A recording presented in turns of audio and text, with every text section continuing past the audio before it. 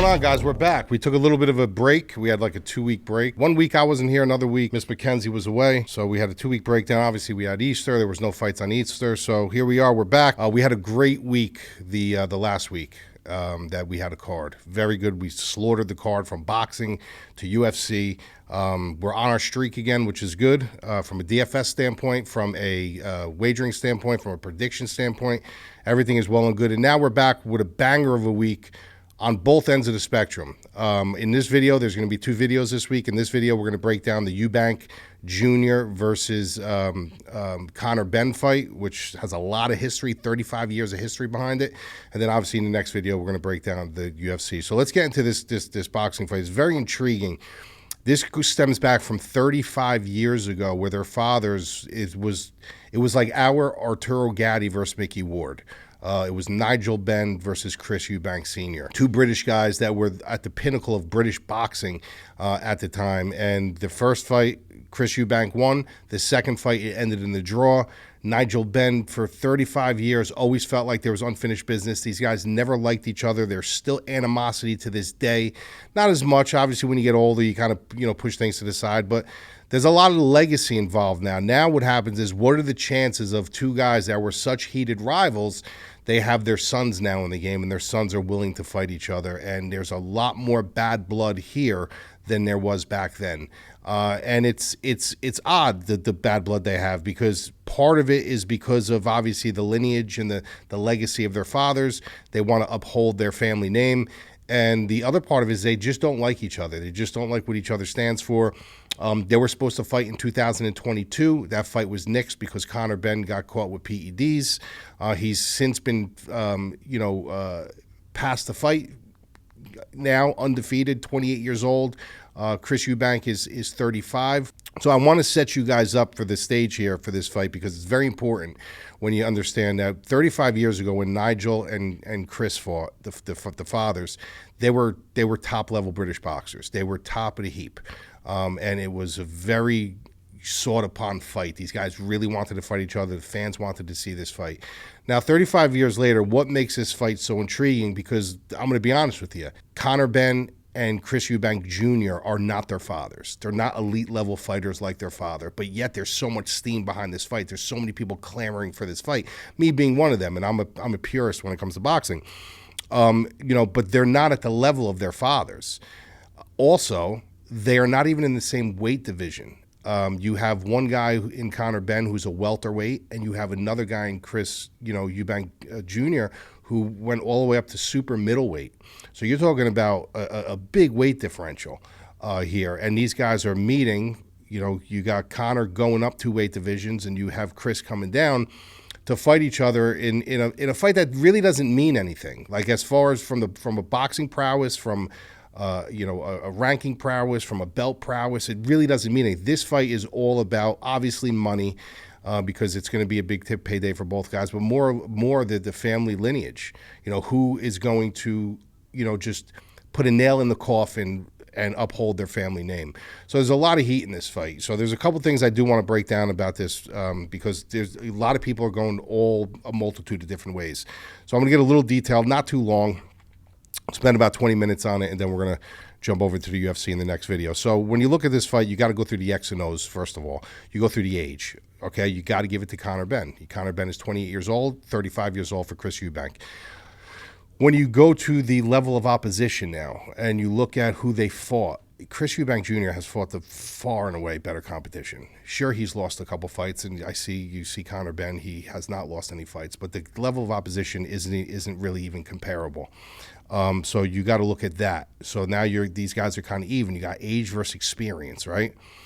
Then you got the size factor. And the thing about this fight that makes it interesting is, now, yes, there is going to be, Chris Eubank Jr. is coming down, and Eubank is coming down, and Benn is coming up.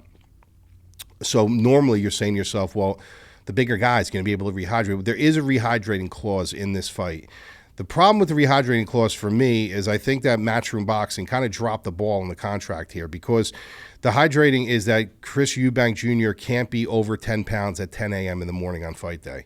which I get it. I understand. It's still a pain in the ass, right? Because when your body goes into rehydrating mode, when you're done depleting yourself and you go into that rehydrating mode, it's almost like a tumbleweed effect. You can't stop it. Once you start hydrating your body back up, it swells, it swells, it swells. And to put a brake on it, to pull the emergency brake on, it's kind of hard to like just, you got to really scientifically re-upload your body and rehydrate your body very slowly, very scientifically, and very keenly, or else it'll get out of control and all of a sudden you'll just keep putting on weight. So you can't do your natural rehydration protocols. You got to do it very, very scarcely.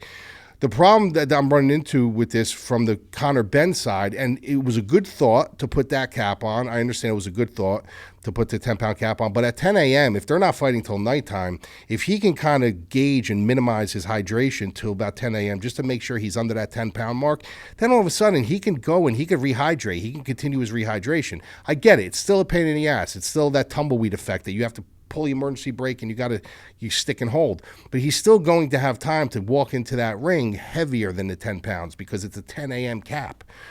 So that was a little disturbing. If it was me, if I was on the Matchroom side, I'd say 6 p.m. 6 p.m. you got to be under 10 pounds. 10 pounds or under.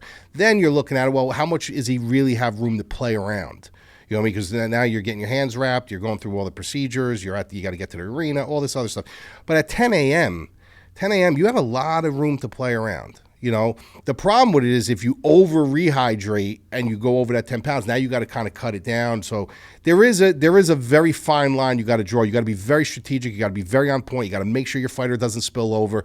There's so many things involved. So it is a hindrance. But if you do it the right way, you're not missing that many yards. You know, so I'm expecting Chris Eubank to come in sizable, very sizable in this fight. He's going to look like the much bigger fighter. He's going to be the bigger fighter either which way but loose. Either if he adheres to that 10 pounds and doesn't go up anymore, or he does it doesn't matter. He's just a bigger framed guy. He's a super middleweight going against a welterweight. So you got to give him the edge there. Outside of their skill, and I just told you that Chris Eubank is the cleaner fighter, more patient, more economical, more educated. He's been in there with more. The one time that he did come down and he fought Liam Smith, he didn't look that good. The first fight, okay, he didn't look that good. A guy who had an iron chin. This kid is known for his chin. His father had a great chin, and genetically he probably ended up, capturing that chin as well. He showed a chink in his armor, and Liam Smith was able to put it on him. And then you got to start questioning there. Well, what happened there? Is his chin gone? Is it starting to go? Is the weight cut getting to him a little bit? But then when he came back in the fight, in the rematch, he kind of dismantled him. And you got to start thinking to yourself at that point, is it a blip in the radar? Was that just like a blip in the radar? Did he not take that fight seriously? Or did he maybe come in, drinking his own juice a little bit? But it was a bad showing. I'm not going to, any way you look at it, was a bad showing. But then when he came back, he looked like a different guy. I mean, Liam Smith couldn't do anything with him. So he kind of, came back and he took that tarnish off himself. When you look at this, though, now from what are they doing this for? Okay, what are they doing this for? On one side, you have Eubank Jr., who is he doing this for legacy? I mean, he has an opportunity to fight in a weight class, for belts. And so why is he coming down to welterweight? Like, what is it? What is he coming down here because it's a big money fight, because it's a family name, because there's not many times you're seeing a father, then two fathers, and 35 years later you see the sons going at it. British boxing, like I said, Gaddy Ward, the remake maybe because of the fathers. So why is he doing it? Is he doing it for the money, or is he doing it for the love of the sport? Is he doing it for family legacy because he really wants to put a stamp on this once and for all? Maybe. But he does also have a tendency of kind of drifting away a little bit. He likes to play poker. He likes to gamble. He likes to live his life a little bit. So you got to wonder, like, what are his true intentions? You know what Conor Benn's true intentions are. Conor Benn's true intentions are he's doing this because he can't stand this guy. He really has a vendetta against this guy. He's undefeated. He wants to show how great he is. He wants to get this whole Eubank thing out of the way. He wants to push him away. He doesn't want to talk anymore. He got popped for the PEDs in 2022. And he just wants to kind of push that away. And he also wants to validate his family name. Let's face it. His father lost to Eubank in the first fight, and then it was a draw in the second fight. So Nigel Benn never really got his opportunity to really get one back. So I think he's doing this for his father as well. So the motivational standpoint, like why are they doing this? I lean towards Ben a little bit more passionate about getting this done, for the family name, for the legacy, for his, getting this whole thing. Where Eubank, yeah, I'm sure he's doing it for all those reasons too. But there's also a part of you that wonder, like, why would you come all the way down? You got to be doing this because the payday's bigger than, fighting for some of these belts and stuff like that. So that's something you got to think about. But the one component outside of the technical ability that I think is going to play a huge factor in this fight is the mental aspect of it. On one side, you got Conor Benn, whose father is in his corner, right? His father is in his corner. They are inseparable. They're almost like me and my father were, when I was living home. We were inseparable. I was always with my dad. We watched the fights together. We trained together. 5 days a week, I was in the gym with my father. If I needed advice on certain things, I was always going to my father. My father would fix my mistakes and stuff like that. We were inseparable to the point where when my parents got divorced, I moved in with my dad. I moved in with my dad. My brother stayed home with my mother, and I ended up moving in with my dad. And we that's all we did was concentrate on training and boxing and sports and football and basketball. So we had that Nigel Benn, Conor Benn relationship, me and my dad, where on the Eubank side, it's not that way. Eubank doesn't really particularly like his son from the boxer. He likes his son, the son. He doesn't like his son, the boxer. And I think a part of it's because if you ever listen to Eubank Sr. talk and listen to the way he presents himself as this larger than life figure, this God, this king. Dresses impeccable, speaks impeccable. You would never think he was a fighter if you heard him speak. He speaks very eloquently. Very soft spoken, almost like, I hate to say, like, I'm not bringing it up because I'm not being, almost you would probably guess, like, is he gay? Like, is you would wonder if he is or you don't know. And he has a very stern belief system. And if his son isn't doing things his way, I can see him, because my father had that persona. If you don't do it his way, who knows more than me, then I don't want to be a part of it. My father would never do that, but my father had that mindset. Like, if you're not doing it my way, I know I raised you in this sport. I raised you. Okay. But he took it to a whole new level where he doesn't even want to be in his son's corner in this fight. He's been shitting on his son. He's been talking about the whole egg situation. Why would you do that? And the biggest standpoint of this is, he says, I care about my son, and they were breaking protocol. This should not happen. You shouldn't have a fighter coming up 3 weight classes and a fighter coming down 3 weight classes, because they, near and dear to their heart, they have seen tragedy. Nigel Benn has seen tragedy, but Nigel Benn's not really looking at it like that. It's more Eubanks, and he claimed the first fight was never going to happen. The first fight never happened. He claims this fight's not going to happen. He's still standing on that pedestal saying something's going to happen where this fight's not going to happen. Looking more and more like this fight's happening on Saturday night. I don't think there's anything to be said, unless something outlandish happens and Chris Eubank Sr. knows something that we all don't know. But he is still standing firm on that stone that he is not going to be in his son's corner. Now, is that going to bother Chris Eubank Jr.? Should he be there? I absolutely think he should be there. I think it's a disgrace if he doesn't show up to his son's fight. As men, you push everything aside in a fight like this. This isn't only about his son. Chris Eubank Jr. has voiced numerous times about his father and about how I want him there. I hope he's there. I'm doing everything to get him there. This is not only about me. This is also about my father. This is about our family name. Like, you should be in your son's corner, just like Nigel Benn is in his son's corner. Not only is it sweeter for the pot, for us to see Nigel and Chris Sr. like together again, chopping it up, going against each other in the corners, but in the support of your son for fighting for the legacy of your name, of the Eubank name. You drop everything and you go. I think it's a disgusting disgrace if he doesn't show up. But the thing is it going to affect Chris? I don't think it's going to. I really don't. I think it'd be much better for him if he's there. But I also think it might take a little bit of pressure off him, for his father not being there. Where Nigel's going to be in Ben's corner, where there's going to be pressure. Like, I got to get this done for my father. I can't let him down. I got to get this done for the name. Where, if Chris doesn't get it done, his father's not there. There's not, there's pressure, but it's not that immediate pressure where he's right there. He's in your corner. He's in the, so I can see that playing both ways. Do you want your dad there? Yeah. If you win, you want to be able to hug your father and say, we did it. It's over. The Eubank name is the top of the heap now. But if he's not there, I don't think it's going to bother him that much because he's got a very stoic personality. He's very much like his father when it comes to speaking and when it comes to patience and when it comes to just his approach to life.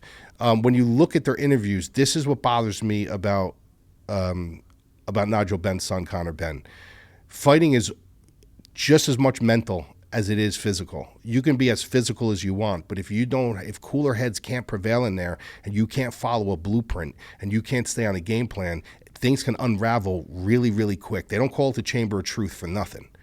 And I've seen it numerous times before where you have guys in the gym that are really good fighters, but once they lose their head, once they let their emotions take grasp and control of their well-being, everything unravels and everything you worked for 12, 14 weeks goes down the drain. You start fighting on instinct.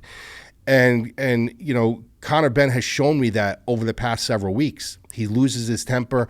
Everything that he says, it's his favorite phrase is, I'm going to render you unconscious. Wait until Saturday night. I'm going to render you unconscious. He's getting up. The security guards kind of hold him back.